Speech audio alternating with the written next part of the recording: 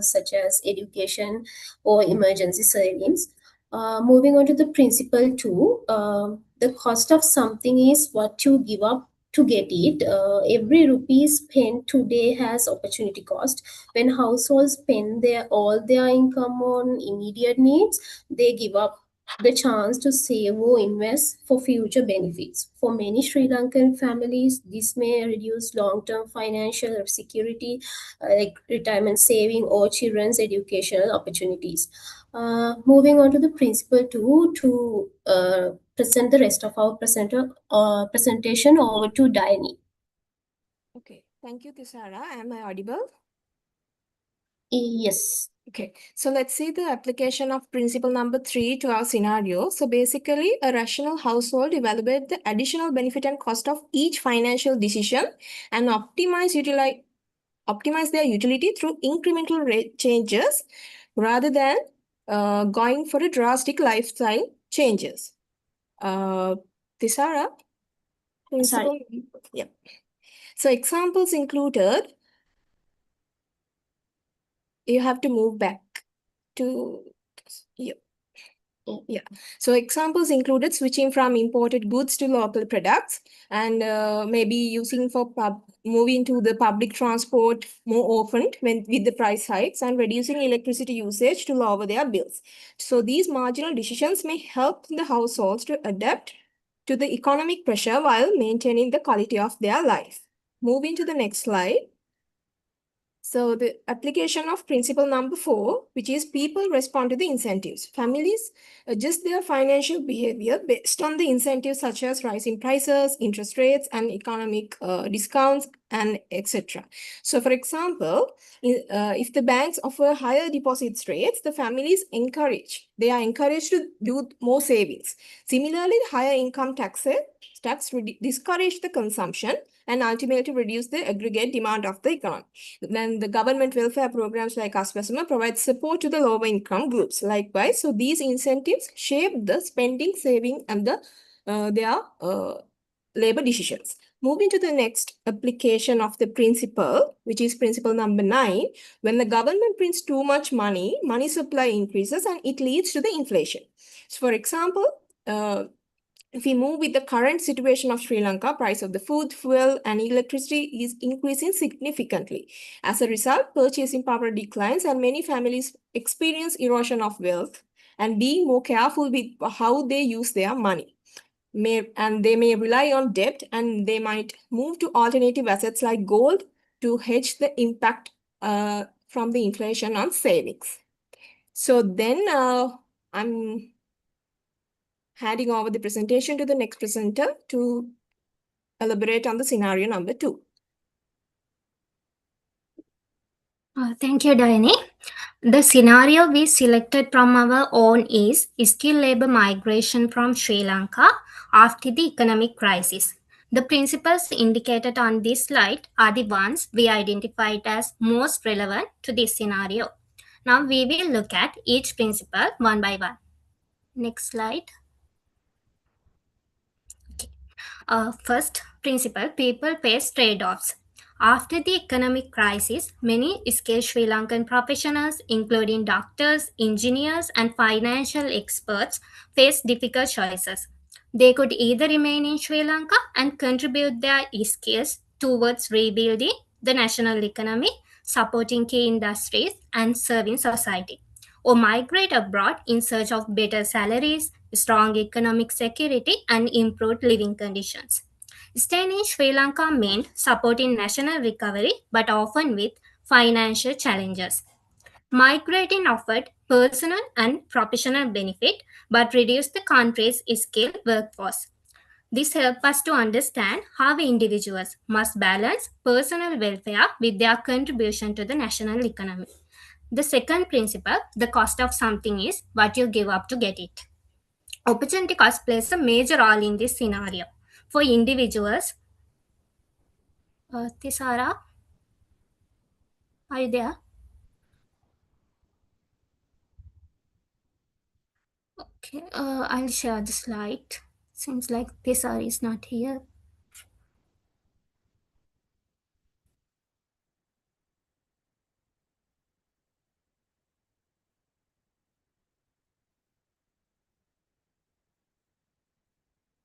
Hope my screen is visible. Yes, Delaney. Yeah. So the second principle is the cost of something, what you give up to get it. So the opportunity cost plays a major role in this decision. For individuals, migrating means leaving behind family relationships, cultural connections, local career opportunities, and social stability. On the other hand, staying in Sri Lanka may mean sacrificing better income, improved living standards, and greater professional growth available overseas. For Sri Lankan society, the opportunity cost is also significant. When skilled professionals leave, the country loses valuable human capital that is essential for long term economic growth, innovation, and productivity. Therefore, every migration decision involves comparing what is gained with what is sacrificed. Now, the next three principles will be explained by Dylan. Thank you, Delaney. Yeah. Hope I'm audible, right? Yeah. Yes, thank you. I'm going to discuss the principle 3, that is rational people think at margin. Professionals compare the marginal benefits from migrations against staying. Higher foreign salaries, lower inflation, and better opportunities increase the attractiveness of leaving Sri Lanka. Small economic differences can significantly influence this migration decision. If we move to principle 5, that is trade-off can make everyone better off, migrations can weave as an international labor trade. Migrants can gain higher income while host countries and gain skilled workers. Although Sri Lanka faces short-term losses, global welfare may improve overall. If we move to principle 8, we'll move to next slide. A country's standard of living depends on its ability to produce goods and services. When skilled professionals leave, Sri Lankan productivity, innovation, and development decline. This reduces the long-term economic growth and weakens the returns of public investments in education. If you consider in conclusion, Menkiv's principles help us to understand how both household financial decisions and national labor migrations are shaped by the scarcity, incentives, opportunity cost, and rational decisions making. These principles are not just theoretical concepts, but practical tools for analyzing real economic challenges in Sri Lanka. That's it. Thank you. Okay, good. There any other group? Yes, sir. Yeah, good. Please go.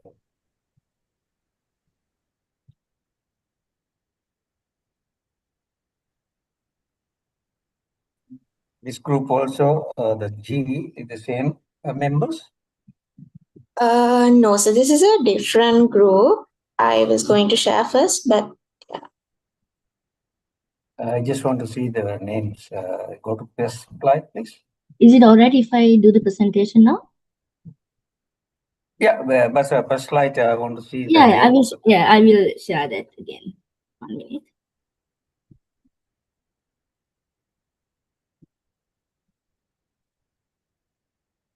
Is my screen visible? He is not. Oh, wait. Right now it should be fine. The additional member there, right? Yes, we have additional member, Kavindi Lianage. She just, yeah. Yeah, actually from the Saturday back, sir, last night we couldn't join. We were having some network issue. That's why we planned on Okay, doing now it. you can go on. Yeah, so in my group, we are group G. We have 4 members. Moving on.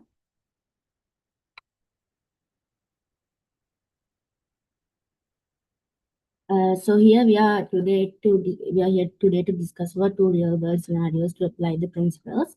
First one we selected from the given topics. We selected a family deciding whether to spend or save monthly income is what we selected from the given topics. And from our end, we decided to select the topic effects on rising fuel prices on their travel cost. Speaking about a family deciding whether to spend or save the monthly income, it is an important economic decision about how to use limited financial resources. The family must balance the present needs and wants such as food, rent, transportation, education, healthcare, and entertainment with future goals like emergency savings, children's education, buying a house, and retirement plans. So to this scenario, we tried to apply the out of the 10 principles we summarized into we chose 5 principles. Principle number 1, the trade-off. Number 2, the opportunity cost. Principle number 3, marginal thinking. 4, incentives, and the principle 6. Moving on to each and every principle, starting off with trade-off. If families spend more on entertainment over luxury items, they will save less. Also, on the other hand, if they save more, it may reduce the current consumption. Therefore, every financial decision involves a trade-off. For an example, if a family may reduce their entertainment expenses to save, they might save to buy a future house purchase. So the trade-off always goes between the present consumption and future financial security. Moving on to the opportunity cost, spending more money on unnecessary items means giving up on future savings. Savings money today may require sacrificing current enjoyment. For an example, buying a new television may reduce the amount of available funds for savings, investments, and emergency funds. Here, the opportunity cost would be the future benefits sacrificed by the current spending. To carry out the next slides, I would like to invite the next presenter in my group, Tarushi Ranshani. Thank you, Sumi. Am I audible? Yes, you're audible. Okay. So, next slide. Yes. Related to this scenario, we can relate to principle number 3, rational people think at the margin. So rational families make decisions by comparing benefits and costs.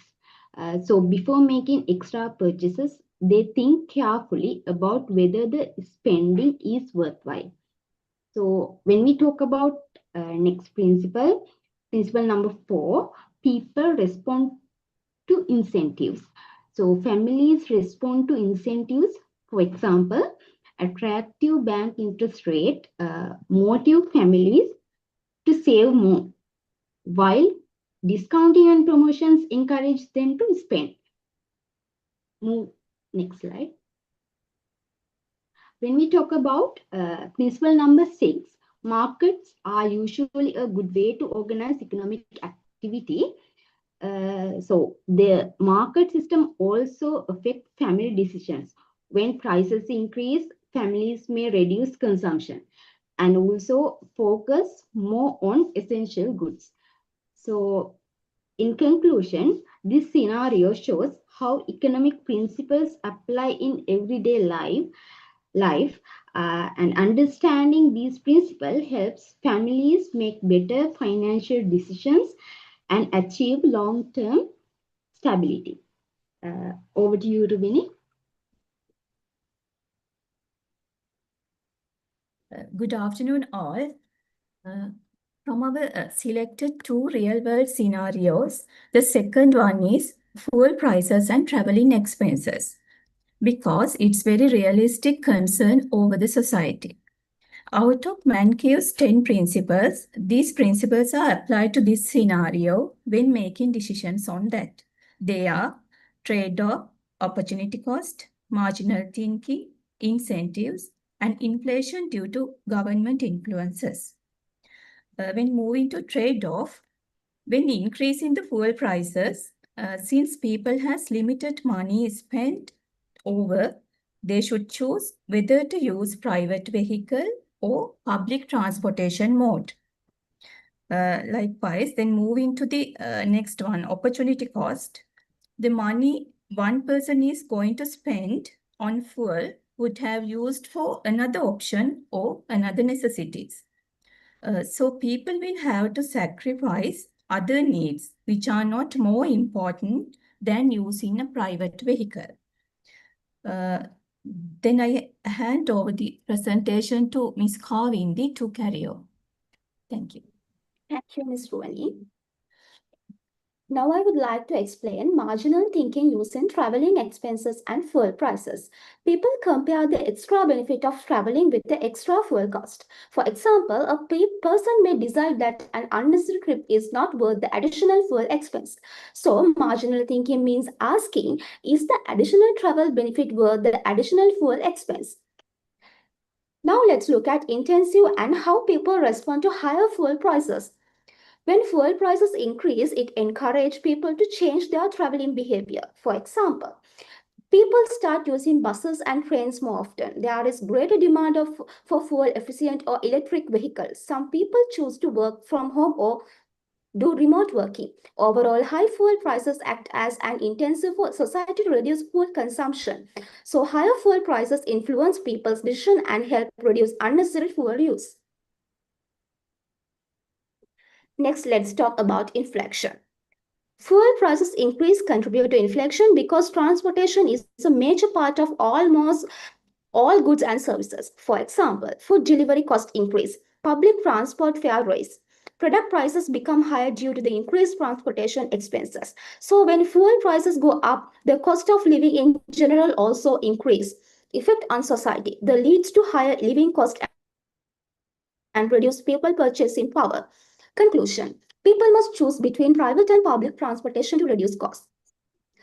Spending more on fuel means sacrificing money for other needs such as saving food or education. Individuals and business reduce unnecessary travel to manage fuel expenses efficiently.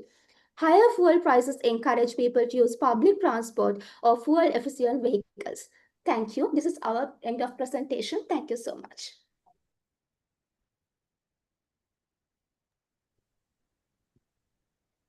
Okay. I think there must be another group. Any other groups ready? Yeah.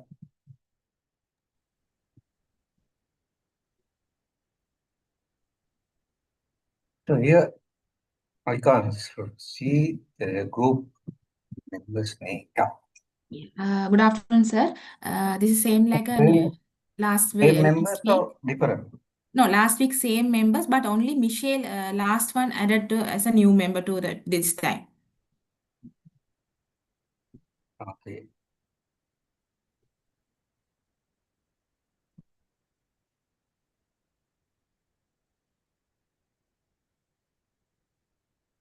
Shall I start? Yeah, you can start. Yeah. This our first one is here how the principles connected to the situation. So we look at first selected rising prices of rice and daily essentials in Sri Lanka. So first under the principles of man keeps, we took 5 principles to explain this. So first one is people face trade-off. So when prices of rice and essential rice, families must choose between the goods and services. Example, a household may spend more on rice and less on education, transport and healthcare. Other example is the government may choose between subsidizing food or paying foreign debt. When we move to the second principle, the cost of something is what you give up to get it. So that explain this shows opportunity cost because choosing to spend more on essential goods means sacrificing other important wants and needs.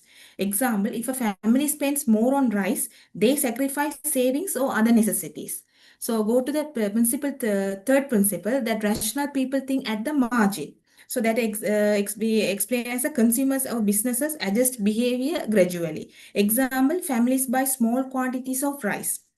When we look at the principle 4, people respond to incentives. Price increases, then change incentives for producers and consumers. For example, farmers are encouraged to grow more rice because higher prices may increase the profits.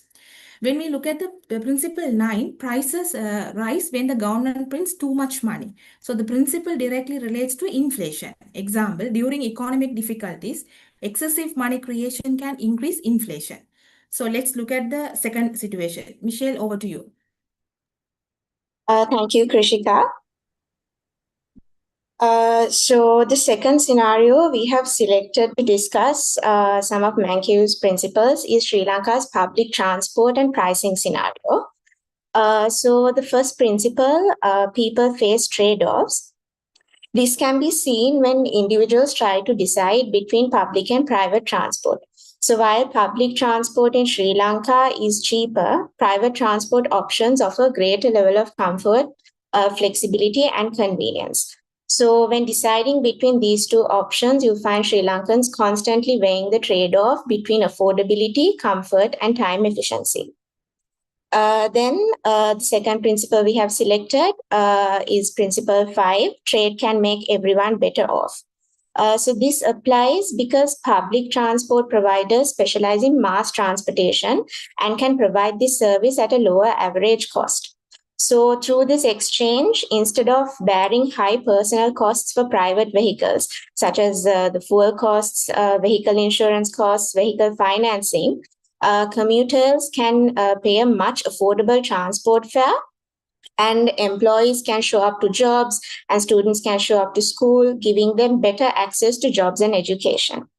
And on the other hand, while transport operators generate revenue from this, society can also benefit from reduced traffic congestion. So therefore, both consumers and service providers gain from this economic exchange. Then the third principle we've applied is governments can sometimes improve market outcomes. So this is highly relevant in Sri Lanka because we see government intervention through fare regulations and subsidies for essential bus and railway services. And without such interventions and controls, you could have transport costs becoming unaffordable for low-income groups, and that can reduce their accessibility to employment and educational opportunities. Then the fourth principle we have applied is a country's standard of living depends on its ability to produce goods and services.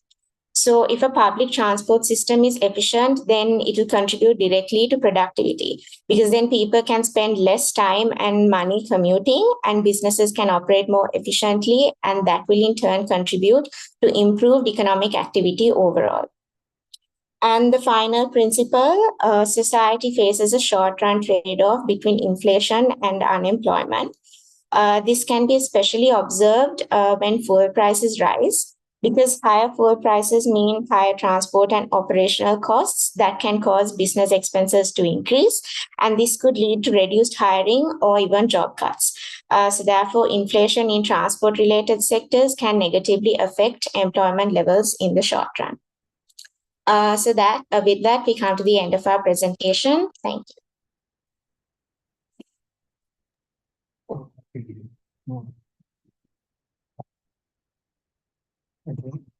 All the members is done. Oh,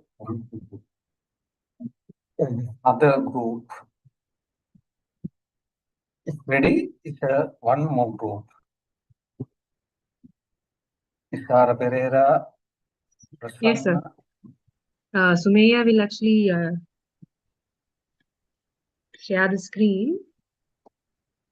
Nishara, can you share the screen? Is that okay? Okay. All right. I'm having some connectivity issues. Sure. Thank you.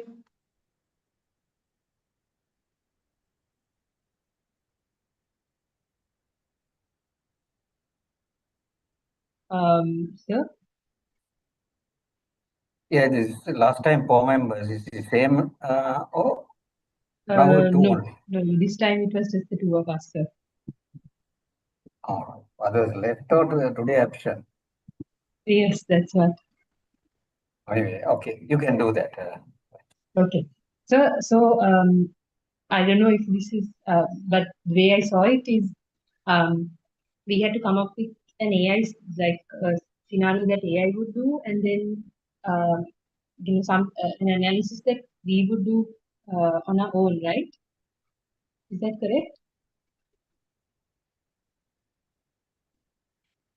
Hello? Yes, yes, go on. Okay, all right. So this is what we got of AI. Okay, go on. Yes. So the scenario that we came up with was high taxation policy and targeted welfare in Sri Lanka. So Sri Lanka operates under a fiscally constrained welfare model where the government's taxation has increased following the 2022 economic crisis and IMF-supported reforms. And at the same time, it continues targeted welfare programs such as Satsvasma, which replace Samruddhi to support low-income households. Now, this scenario is selected because Sri Lanka faces a structural fiscal imbalance, a low tax to GDP base, 15% in recent years, and high social political demand for welfare support due to poverty and post-crisis recovery needs. And also IMF-driven reforms pushing revenue increase while maintaining social protection. Now, this creates a clear real-world case of trade-offs between efficiency, equity, and fiscal sustainability. Now, the principles that we chose were the economic principles of ManQ that we chose were people face trade-offs, the cost of something you want to give up, that's principle number 2. And markets are usually a good way to organize economic activity. And governments can sometimes improve market outcomes, and standard of living depends on ability to produce goods and services. Okay, so in scenario number 1, we see that when it comes to trade-offs, higher taxes increase revenue for welfare and fiscal stability, but reduce household disposable income, weakening consumption and investment. And this reflects the trade-off between equity and efficiency. And then principle number 2, opportunity costs. So welfare spending means foregone alternatives such as infrastructure investment, debt repayment, and improvements in education and health. Under fiscal constraint, every allocation decision reduces potential long-term growth investments. And then principle number 7, the role of government. Markets alone cannot adequately protect vulnerable groups in Sri Lanka due to inequality and economic shocks. Government intervention through taxation and welfare ensures minimum living standards and economic stability. And principle number 7, market failure and inequality correction. Income inequality and crisis impacts are not efficiently resolved by markets alone. Welfare programs like Aswasima redistribute income, stabilize consumption, and reduce social instability. Principle number 8, productivity determines living standards. Sustainable welfare and taxation depend on productivity growth. Without expansion in sectors like export, services, and manufacturing, high taxation becomes unsustainable and can slow growth, long-term economic recovery. Sumaya? Yeah, thank you. I hope I'm audible. Yes. Thank you. So our AI generated scenario was when firms have to decide whether they are going to outsource their production or whether they're going to do it in-house. And this is very much relevant in a Sri Lankan context, especially we are an export dependent economy. And we almost every firm from SMEs to large scale firms come up to a situation where they have to decide where their production capacity is limited and they must take this decision whether they should produce the production in-house or whether they should outsource it. So we look at it in terms of ManQ's principles of economics, how rationally does the firm behave. Ishara, can you move on to the next slide, please? Yes, the one before that. So, okay, continue with this. Some of the principles that we took into consideration to see how a firm might behave rationally was incentives.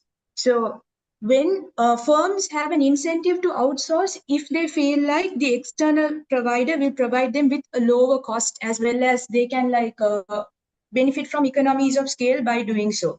And at the same time, a firm will also consider the opportunity cost. Let's say that they are utilizing all the available resources to produce whatever their existing production and their existing cash flows, it's been fully allocated for that. And in that case, if they're going to go with a new production, then provided the opportunity cost of employing these capital onto that production line is going to give a higher opportunity cost, then they might consider why don't we just go and outsource this rather than producing it in-house.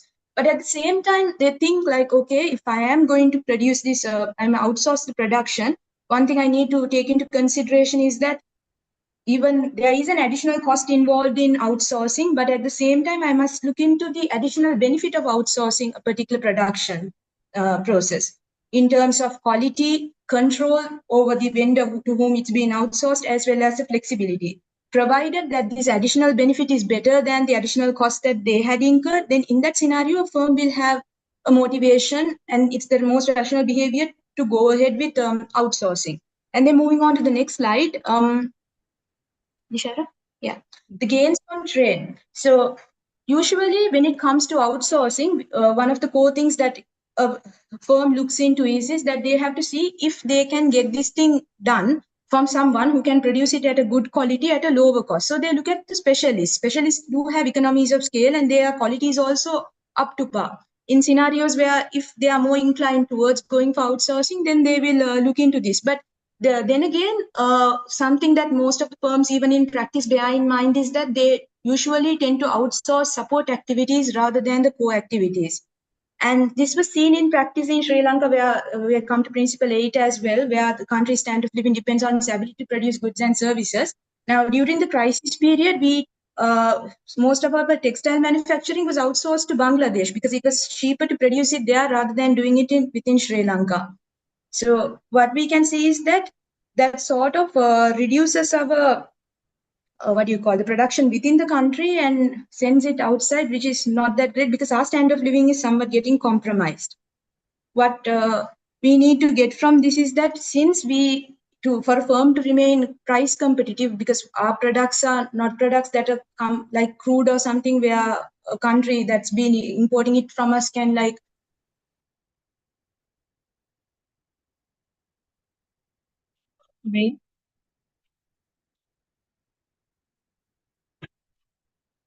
So I think Sumayya's connection would have dropped. She was actually saying that. Yep, I can understand. Definitely, So it's scenario to take a good decision. Not perfect, but it sort of gives terms of uncertainty and helps you plan things a bit better. Thank you. Sir, is it all right if we show our analysis as well? Yeah, lovely to see. Yeah. So can you show? Sorry? Yes, I want to see. Okay, all right.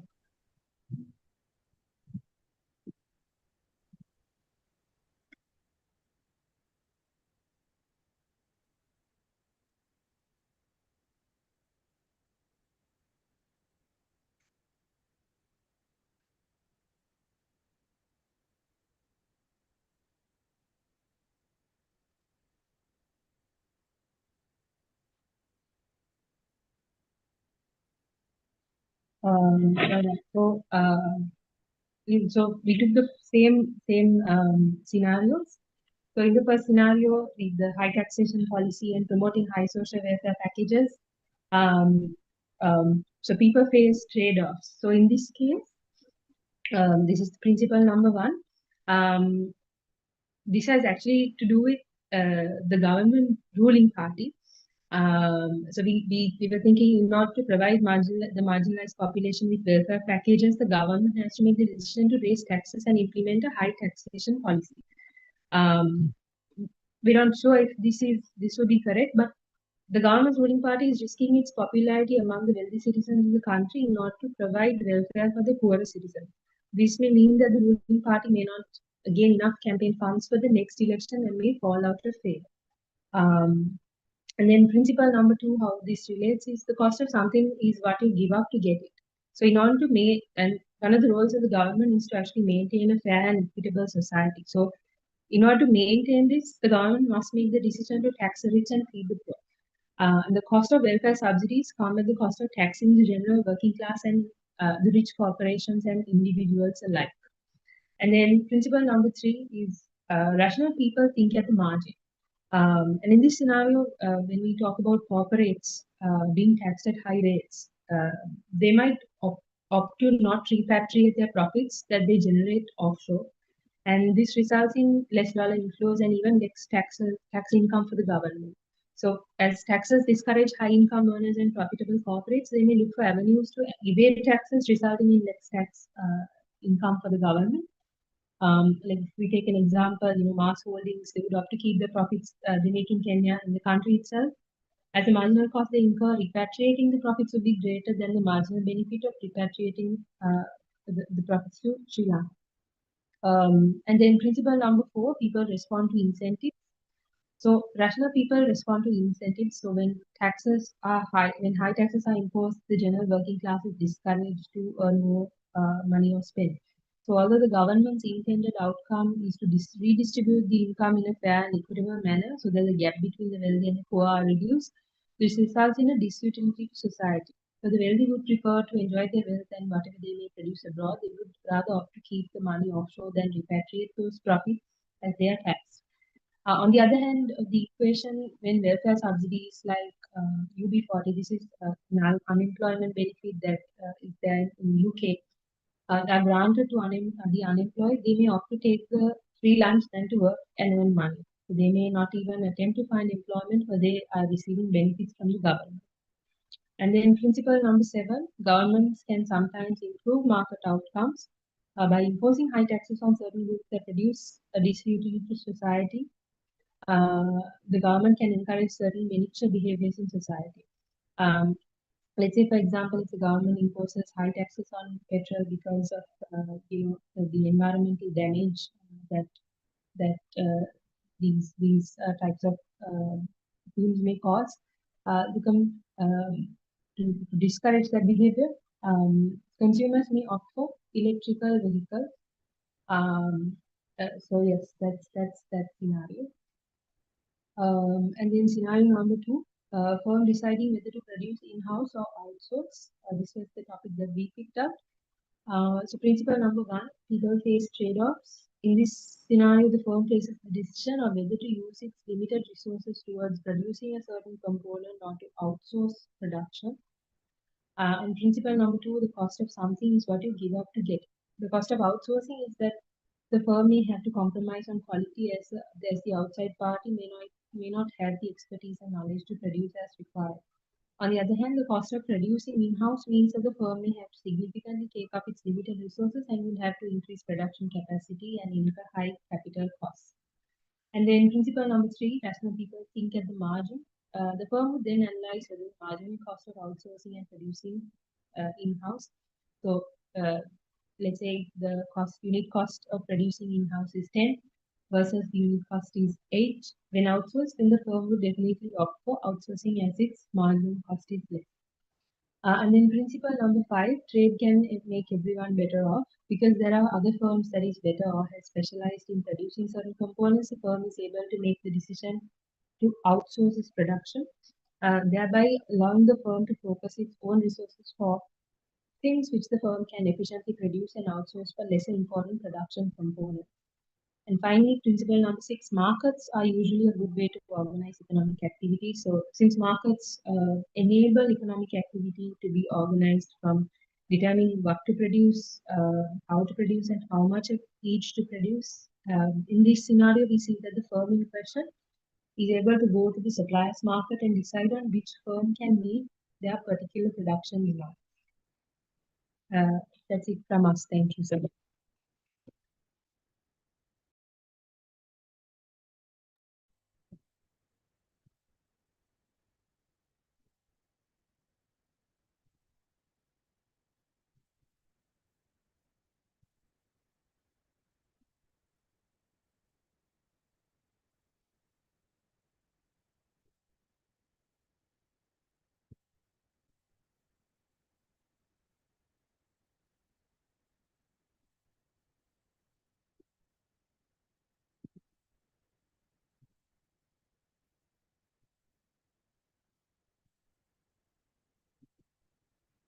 Thank you very much, and everybody done the presentation. And the few things, the exam, the purpose, maybe similar questions come. In addition, suppose someone or society or some economics try to work against the principle, think of or try to figure it out what will happen. The other thing also, the policy makers point of view, different scenario. That understanding also important, how the policy reaction or strategies introduce. Some of your presentation, you try to align with the principles. So that is good, that's what I wanted. Though always you try to fix 5 principles, that's what I asked you. Some of the principles really not fully aligned, though you claim that. So that just me start the lecture today. First, I'm going to quickly look at what I discussed last time. Then I will continue the lecture. Basically, I'm going to start today the demand analysis. The 10 principle is what you discussed and you made the presentation I did last time. They are quickly, if you look at the 10% principle, the first principle related to how individual make the decision. When you mention individual, we call it rational individual. And when you mention this principle and discuss principle, we have to think of the economics, what we look at the limited resources and unlimited needs, unlimited wants concept. That we have to understand those principles. And when I mention rational individual, so when you come to the economy as whole also, we have to think rational society. I'm really worried or doubting the neoclassical economics now take the rational behavior. Really, the individual or economics behave such a way, individual rationalism. They may influenced by group members or relatives, family members, and other neighborhood effect also. With that, how though we claim that the rational behavior, for example, profit maximization, and the consumer side, the utility maximization, really people react rational. Now, if you take the example from banking sector, like when another point, when individual behave such a way rational, like we discussed previously, is some cases is negatively affect to the society, mean the other parties, and though ultimately we expected to society reach the economic nirvana position, it may not reach the economic nirvana or Pareto optimal position as a society. Maybe same true for individual also. When you try to behave rational, the short term you may get some gain, optimize, but the long run, maybe you lose and you are not getting to the optimal level. Due to different reasons, one of the main reason, the knowledge. Knowledge is matter. So these things,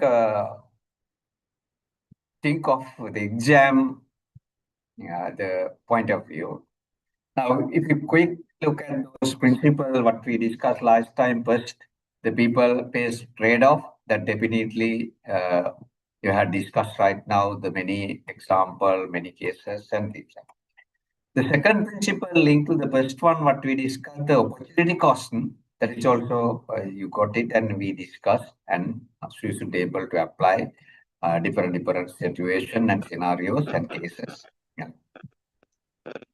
Excuse me, sir. Yeah.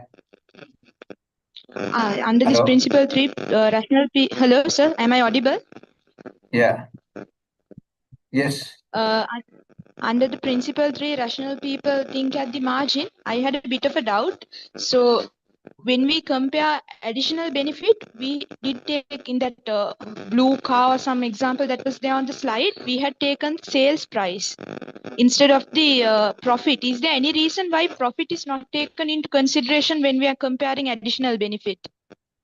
No, not the profit. The profit also the marginal profit increment. The profit it's a profit there. The profit also same like the revenue. The marginal, it's additional thing. It's a marginal concept. Is let's say right now you earn profit if you have a firm, and if you make the changes in the firm, you looking at that is the marginal value. So marginal means the additional value. Yes. You think of that's the point here. You're right. The profit is the one parameter, and the profit also, if you decide to expand the firm, so what you can earn additional profit, that is the marginal profit.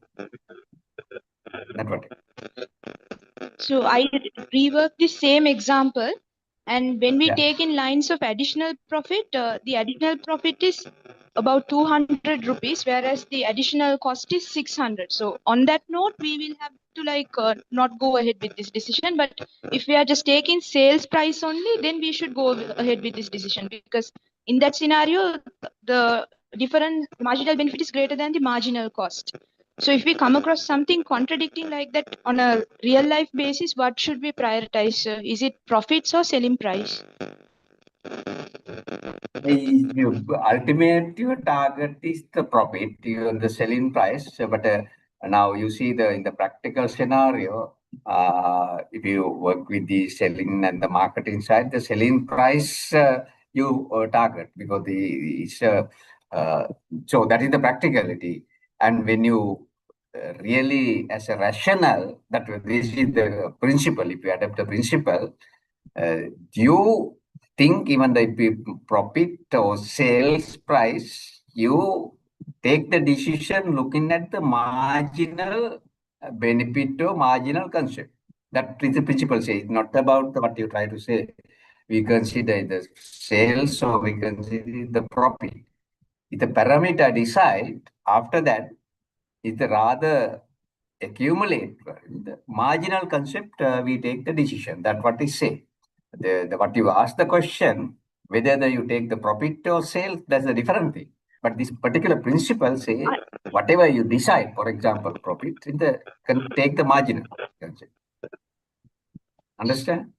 No, sir. What I wanted to say was, I agree with it. It's like you have to go with the additional, like you told. My question was, now, let's say in the same example, if we work out the additional benefit in terms of profit, that's 200 rupees. The additional cost is 600. So in terms of profit, it's irrational to go ahead with this decision. In the same scenario, in terms of selling price, it's rational. So that's what I wanted to know. If it's contradicting like that, what should we prioritize? Okay. Right. You mean the example given here, right? This example. So it was in the slide. This example, correct.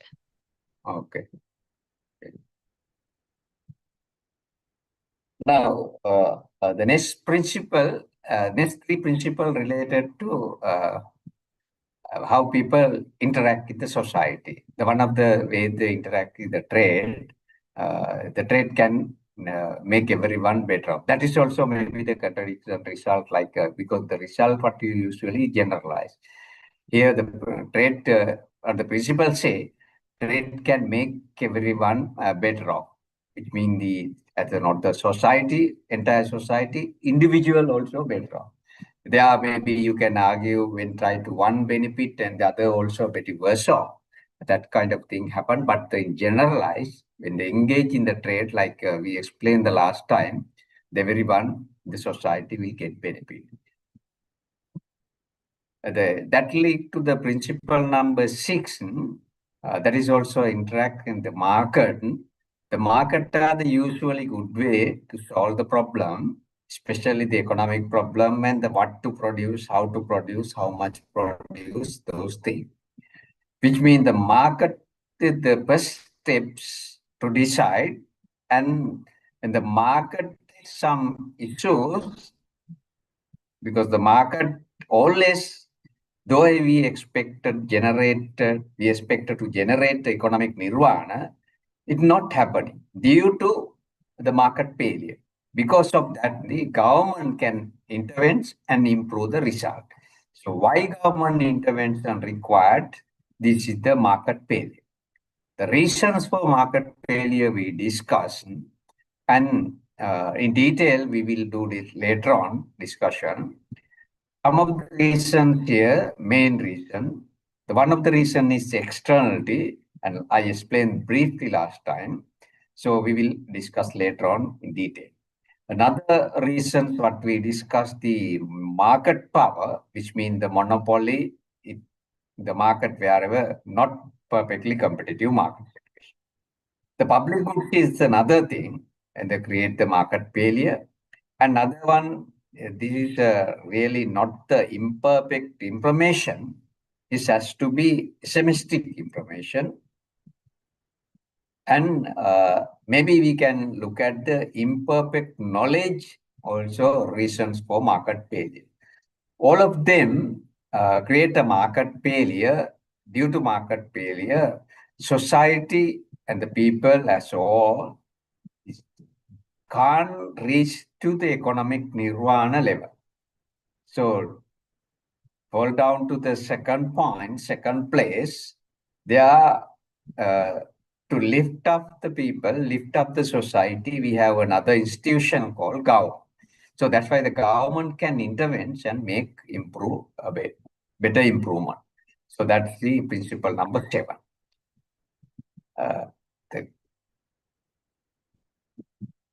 And the last 3 principles related to the economy as well is among the first or 8 principle. This is applicable to individual as well.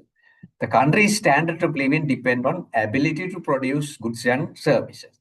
So that's a very important look at with the trade-off and opportunity cost concept also. If country try to focus on productivity, improve production, standard living, achieving standard living maybe dreams. But still, Sri Lankan case, if you look at the past 17, 80 years, we did, without improve productivity or production, we maintain regularly a high level of welfare. So that's the failure of the economy also continue. For example, like I explained the last time, if the production possibility frontier here, we try to reach welfare level somewhere here,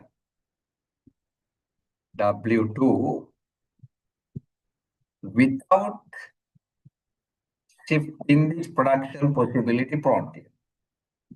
Now, reality in our country,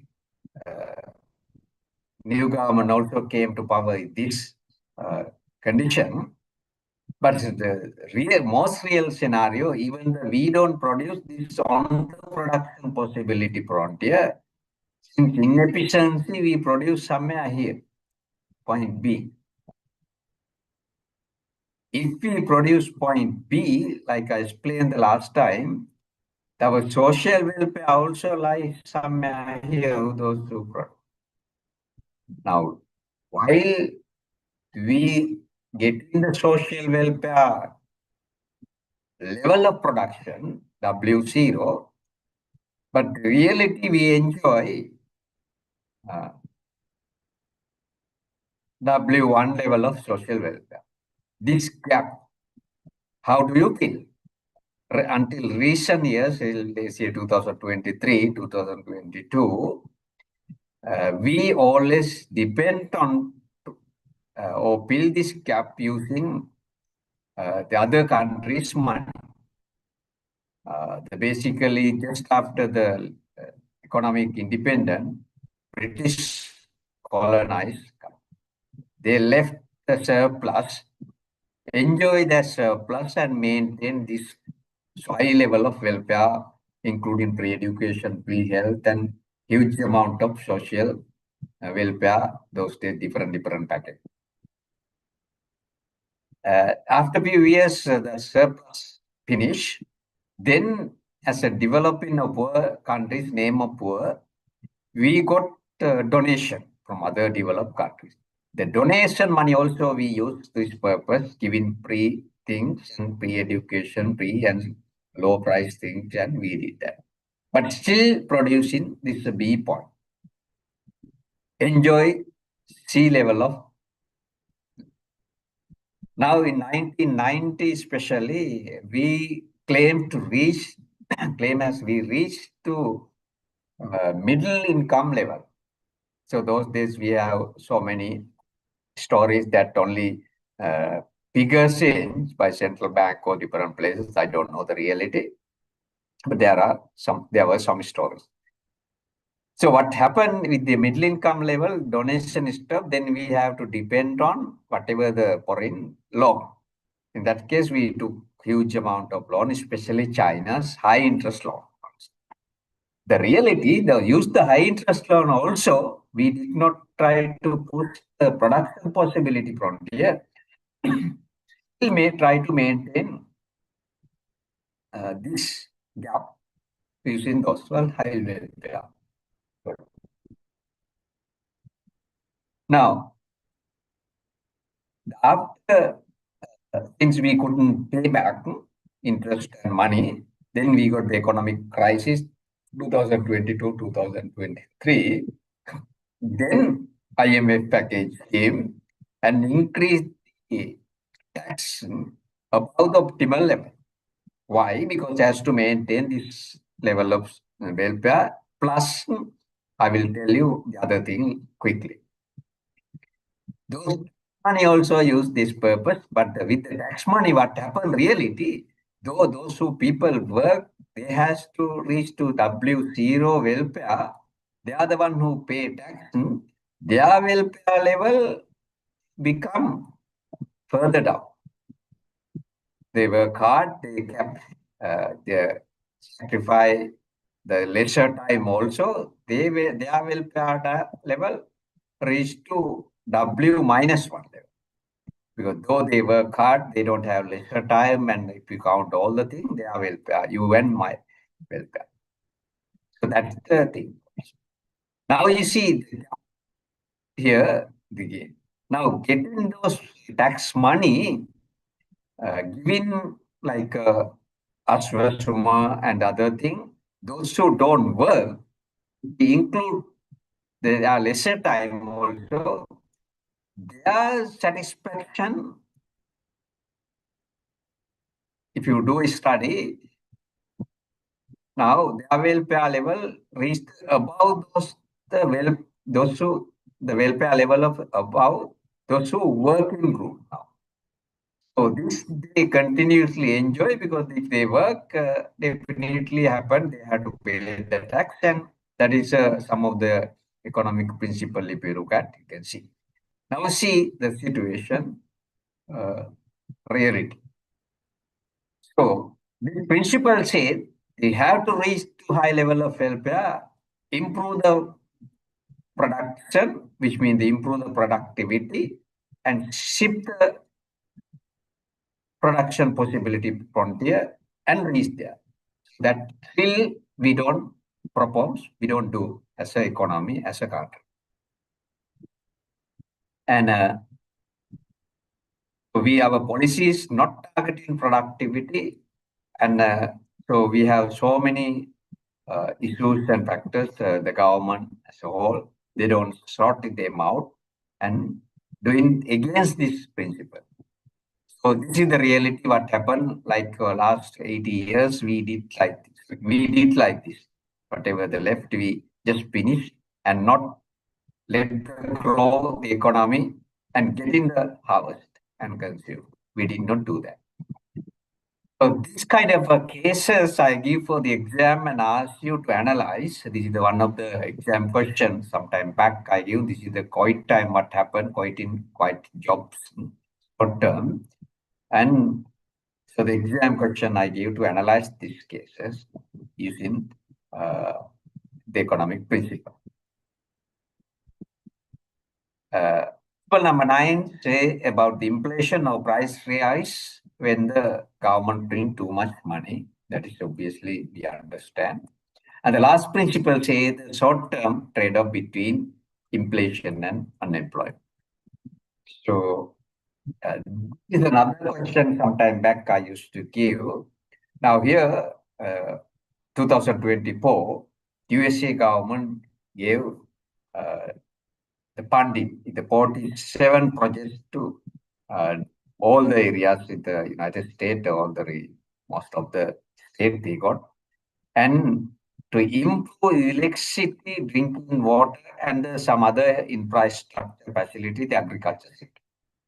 So given that, they try to improve the productivity and production. They try to push the production possibility frontier, push, and getting farmers and the sector better off and welfare is that one. Not like us. What we do, without pushing the production possibility frontier, our policy makers try to shift the welfare, discover what we call community independence program, giving welfare package for it. So that's different. You can see how different, for example, Sri Lanka and Syria. We have so many, then you might argue, we have so many agriculture projects also. These are World Bank and some other funding organization. They are giving the law. And most of these project reality, those projects are not sustainable and fail really. The cost, if you real analysis we do, it's cost. Because we have to pay back interest rate and the money, because most of them are loan. But no option as Sri Lanka, we don't have enough capital, since we have what I call it the wrong economic policies. The capital accumulation policies we don't have. And these are the 4 principles what we discussed related to individual decision making. And the other next 3 principles related to interaction in society, 3 principles, and finally the other 3 principles as a whole economy. This is the exercise I gave you. Similar exercise will come to the exam. So from here, the new things what I am going to discuss with you. But this also I introduced to understand the market demand and supply. The first we have to understand the basic thing. So we already discussed the firms and the household and the circular economy flow also we discussed. And also the market, also we discussed the 2 types of market, goods market or output market, and the factor market or input market also we discussed. In this part or circular flow we discussed. The household has resources, firm demand, household supply those resources, for that they return get money, and this all the thing happen, this magic bullet, that is the demand, market, input market or factor market. Whatever the firm produce, they supply, and the household demand because they have money. That also decide the price and the amount at the market. So that goods market, that's what we call, Adam Smith called invisible hand, decide what to produce, what to supply, what to demand, those things. You see, as we discussed, this is the beautiful system.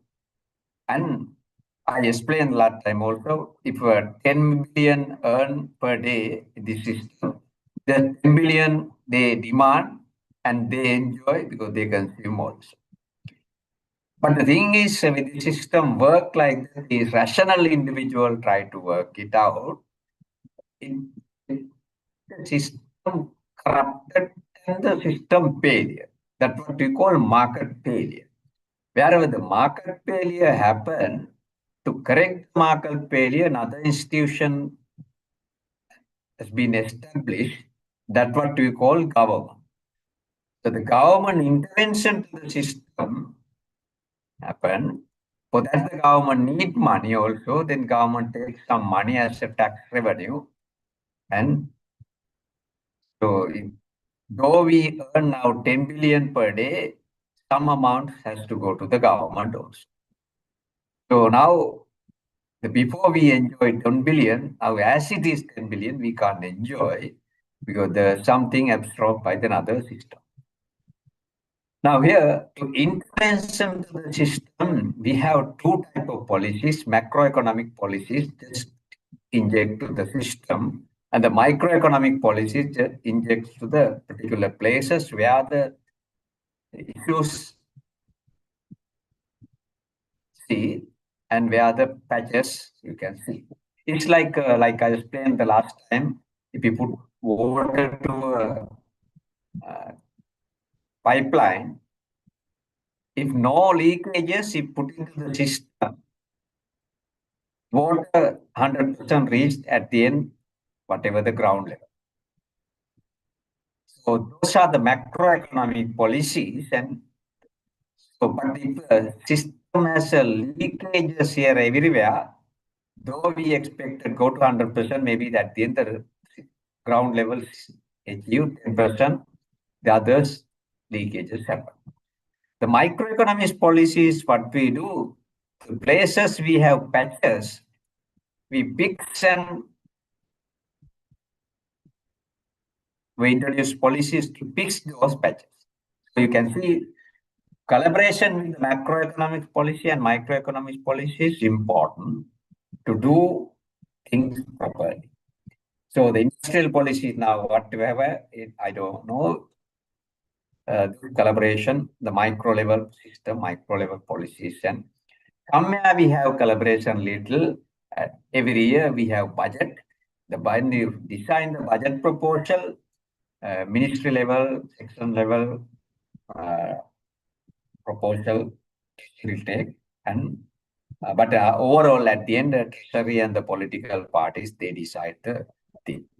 So in that way, though the system there, I don't know the practically really those microeconomic policy come up. And the industrial ministry also one of the players to do this kind of microeconomic policies. That also I'm not sure really happened. So this is the system what we discussed. Now with that, we'll start the basically lessons. That is the demand. Now, when you mention demand, it's not like a simple or layman. We decide some kind of needs, some kind of word what we call wants, or even reality demand. Here, the economics term, to understand the demand, the concept, two things important. One is the willingness or your preference. The other thing is the ability to pay, ability to buy, or affordability. In these two together, if you look at, then we can conceptualize as a demand. So that is the thing. That is the understanding. Now here, this discussion last year and previously, A to Z, I had a discussion. But this year, I'm not going to do. I just introduced the basic concept and go little higher level analytical discussion. The reasons I found that when I discussed or introduced you and you introduced yourself, a majority, except 2 or 3, we have a very good knowledge, the basic economics concept.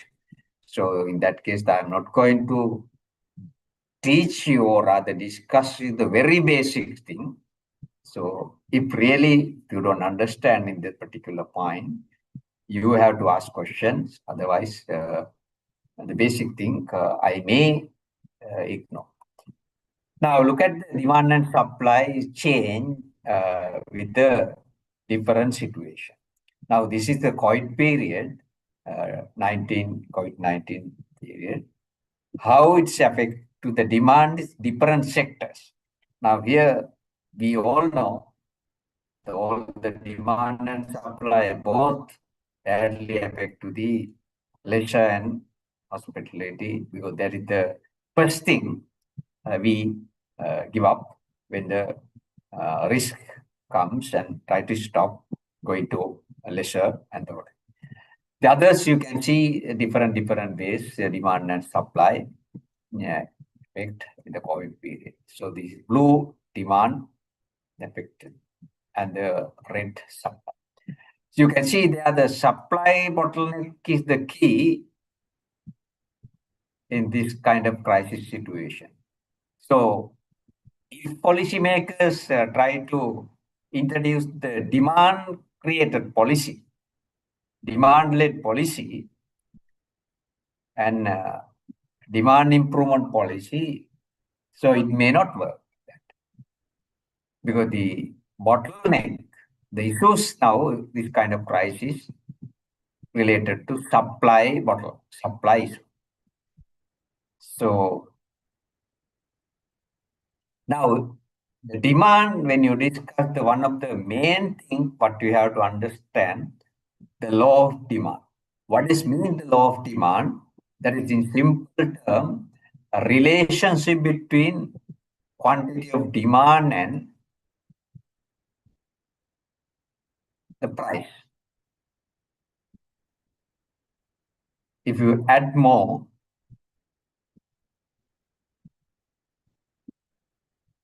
law of demand means the negative relationship between quantity of demand and price. But if you define in the secondary level or university first degree, the basic first year level, try to define, that is also wrong, because when you explain or define this concept, it just stays in the negative relationship between quantity of demand and price is wrong, because this part also, while the other things remain constant, the other factors that affect the demand has to be remain constant to make this negative relationship. So this is also very important when you define. What are the other things we will discuss later on, and there you get the negative relationship and the negative slope demand curve according to law of demand we always get.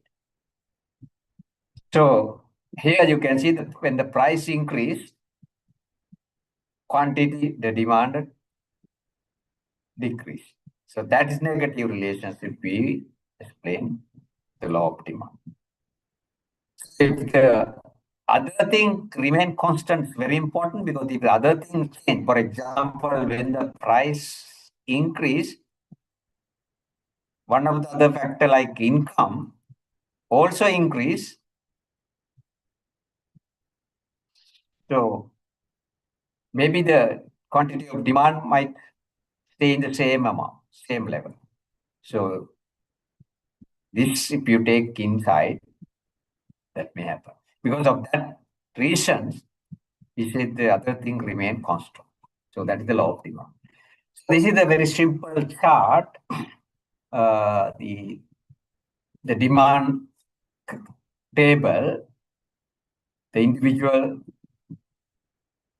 persons, that individual what we can call Helens, the Helens demand, you can see when the price increase, quantity demanded decrease. So price increase, quantity demanded decrease. So that is the law of demand, with other things remain constant. So we can put into a graph this table. I think everybody can do that. If you want to use help, you can do right now. You get a curve like this, since it's the negative, according to law of demand, negative relationship, the inverse relationship, this demand curve you get. So that's what we call. This from the demand curve as well as the demand table, we can reach, we can derive the demand function. This is what we call demand equation or demand function. So from here you can get this one. Here is coming the minus sign according to law of demand. How it get in? The quantity demanded change divided by delta, that is the change of price. Now look at here, the 2 is the change of quantity demand to decrease 8 to 6. The price differences is 1, that is positive. So answer what you get is minus 2. You can see wherever you get the same result, same value, because it's a linear demand curve. Linear demand. The 16, how we get here, when the price is 0, the value is 16. You can see that's how we get the 16. So if you come up with the demand curve concept, now here is the 16. There you can see the price is 0, then the 16 is optimal. So the one that what we call horizontal intercept you get there. The vertical intercept, how do you get there? Vertical intercept, how you get there? If the quantity is 0,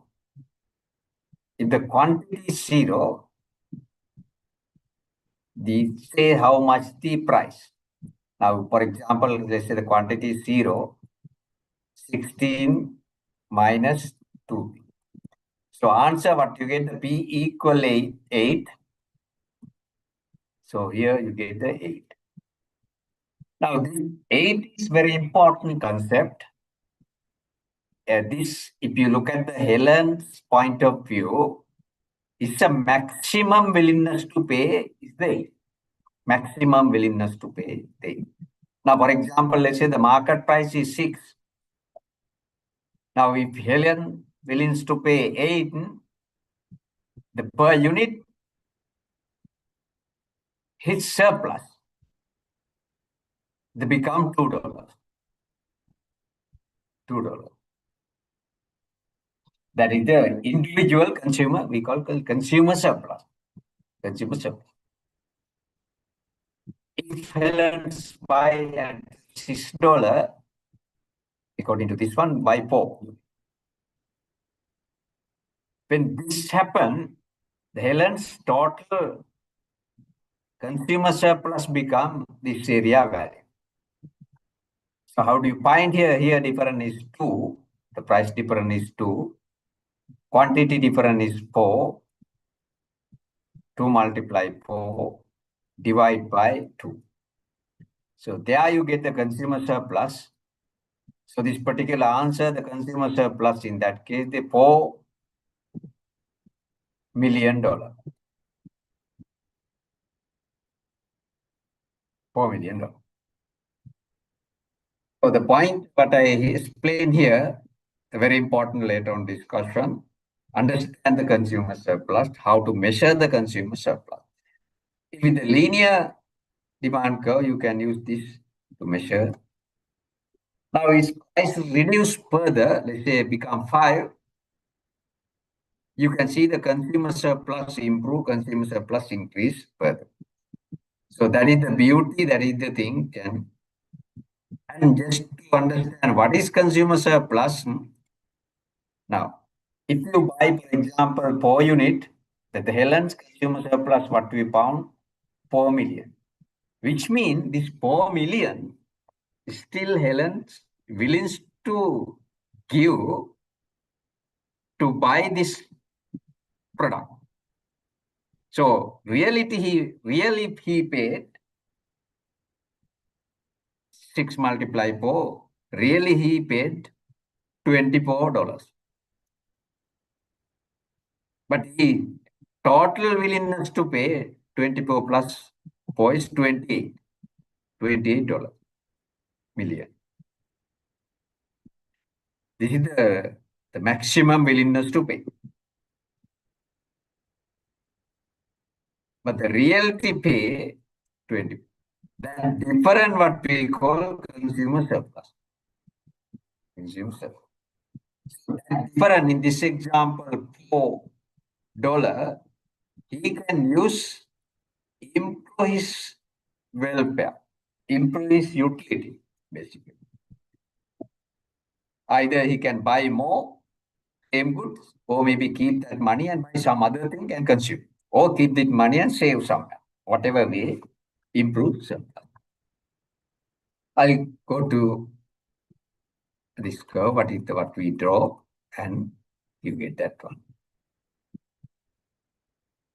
Now, what we discussed, the demand saddle or demand table, and the demand curve also we discussed. Now, let's say this market, we have another person, what we call Ken. Now, assuming that this market has only 2 people or 2 consumers, how to find the total or market demand is very interesting. This the market demand function or market demand, what you did, adding those values. Adding those values, get the market demand. For example, 0 price, now the market demand is 24. If the price is $1, the market demand is 21. Market demand is 21. If the price is $2, now market demand 6 plus 6 is 80. Now look at how to get the market demand function. Let's say here A minus B, P. There what you have to find A and B. A and B. How do you find B? Sorry. Delta Q D divided by delta P. Now this particular example, let's say 1 to 2 price change, the delta Q become minus 3. The P different here, 1 to 2 increase and the 1, which means the P become minus 3. So if you write this equation now, we already found the B, that is minus 3. P we don't know, changing. And now we have to find A. Find the A is very easy. When the price is 0, price becomes 0, the value you can see 24. So the market demand function here, now you automatically you got it 24 minus 3. You see how we derive demand equation from the market. Now, another important thing is given individual demand function, like a given individual demand values, you should be able to find the market demand. Now, what we did, the given individual demand table, adding those, you get the market demand. Here also same QDA, let's say Helen's, at QD tens, and you get the market demand like 16,824 minus P, that is 3P. So this is the market demand. Now, if you draw this market demand curve, it's very easy. Using table, of course, for you can do that. If you use the equation, look at, we not only, since it's the linear demand curve, we need only 2 points. The best thing is the point in the horizontal intercept and the point where what you get the vertical intercept. These 2 points, A and B. How to get the A and B? First, we look at how to get the B, the 24. Now, When the price zero, because the price zero here, you get the quantity 24, that is the 24 coming here. How to find the vertical intercept? You have to take quantity becomes 0. Then the answer you get the 24 divided by minus 3p, which means the p equal 24 divided by minus 3. There you can get the intercept. That is what definitely we get the 8. 8 is the maximum willingness to pay, which means at least one consumer in the economy willing to pay. Now, this is the important point. Let's say the market price is $5. The market price is $5. Still, some consumers willing to pay up to 8. The entire society, if you take the value of this triangle, that value what we call consumer surplus. Consumer surplus. That's what you call consumer surplus. Now, you can see the price change. There are some other methods also. You can change the consumer surplus, increase or decrease. The consumer surplus is the welfare part of the consumers. Consumers are part of the society, which means the consumer surplus directly measure social welfare. So, improving consumer surplus means social welfare of the part of the society or entire society, because everybody consumers, their welfare improve. Their welfare improve. Now, if you get the question, so task, kind of situation, how to improve with new policy, the consumer surplus, which means the social welfare. But don't forget the other side also, producer side, we did not discuss here. What kind of policies?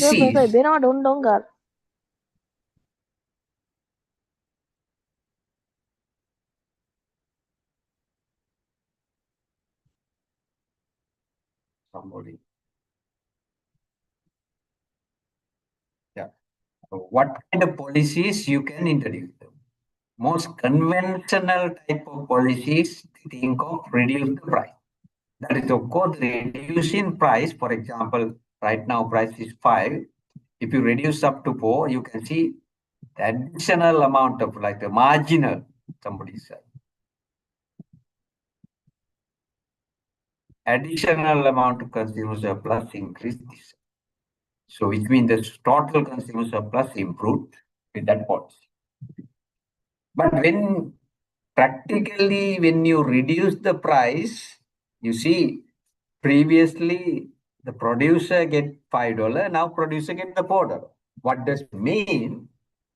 When you reduce the price mean, you take some surplus or some profit from producer. As a policymaker, you just transfer.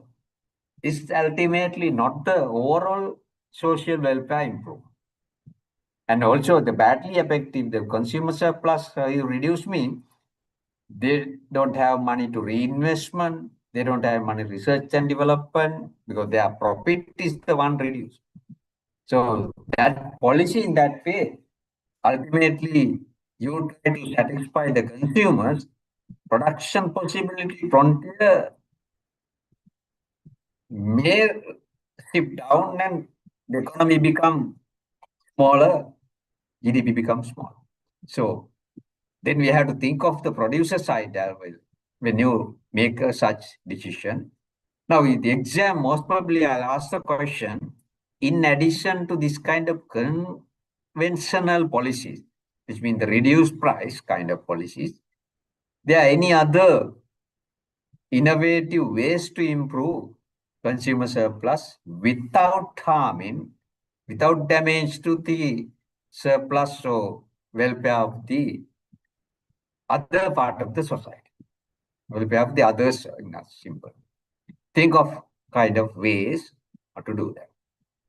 So this is the graphically, if I show individual demand function, 3 individual A and B and C, how to get the market demand function. This is the table, how do you get the A, B, C demand, for example, price is 150. A demand 8, B demand 3, C demand 9, add in, you get the market demand. So in that way, you get the market demand. Another, maybe the last point, what I want to explain. Now, given demand function, let's say what we have the 16.2p and the other one 8 minus 2p. Adding this, you definitely, we learn how to get the market demand function. That is very important for the exam, 24, 3, p. So that is the correct.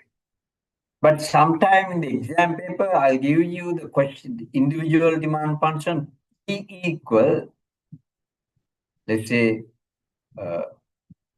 20 minus 2Q.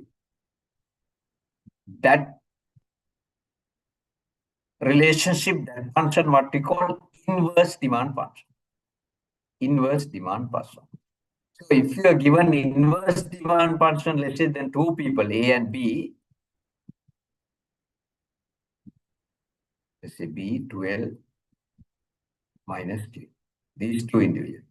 If you add these 2 individual demand function, inverse demand function basically, try to get the market demand function, that is wrong, because there you add really the prices, not the quantity. So what you have to do in the exam, convert this inverse demand function into normal demand function. For example, TA you can convert into the QDA. So the A's demand. So when you convert this become 10 minus half. So that is the A's demand function. And the B also you can get the, that is very easy, 12 minus P. And in this, you can get the market demand function. So that is the things we have to do. At this point, I'll stop. So next week, I will continue this learning other factors and the supply side. So here today, I discussed very basic thing. And after your presentation and principle, and the demand need become reality, need the 2 things, and the willingness to and the portability or budget. And also we discussed the law of demand, and always another important thing we discussed later on, we need the consumer surplus or the welfare calculation.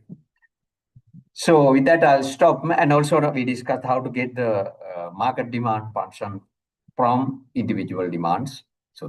So we'll continue next week, and next week most probably we will finish the demand and supply, and then we'll discuss some application with the government intervention and those things.